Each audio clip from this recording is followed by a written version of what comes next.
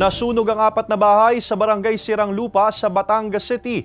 Ang sanhi nito patuloy pang inaalam ng Batangas City BFP. Para sa detalye, makakasama natin live si Paul Hernandez. Paul?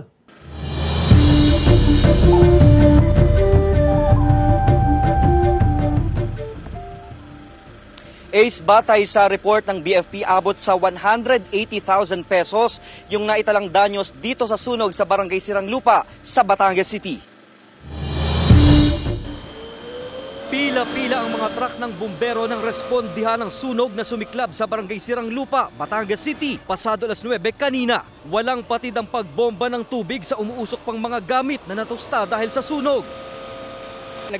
Kakala po kami ng mga impormasyon. Nagsimula daw po ang sunog sa bahay ni Robel de Torres hanggang sumabot sa 4 na bahay. Tumangging magpa-interview ang may-ari ng bahay kung saan sinasabing nagmula ang apoy. Isa si Tatay Emeterio sa nasunugan. Wala akong kahit masakit, masama ang ikangan sa loob ko, walang magagawa at sunog yan. Di ang mahalaga ako'y ligtas.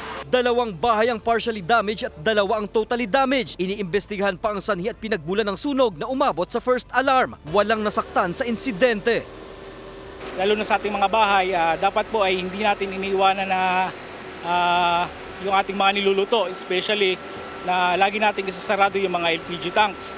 And then secondly is yung ating pong mga electrical wirings. So wag din po nating iiwanan itong nakasaksak dahil po may tendency na sa init po ng panahon, pwede rin po na uminit din po yung mga extension cords. 180,000 pesos ang estimated damage sa sunog.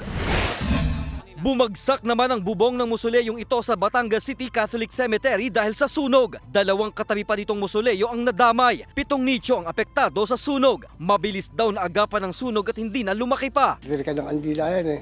Pag hindi naman laging nakabukas naman yun, hindi naman na pinapadak yung mga ano lang ito na yung mga kisame.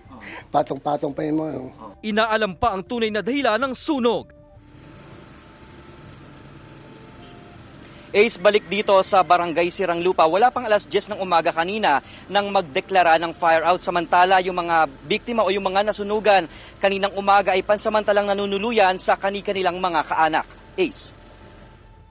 Maraming salamat, Paul Hernandez.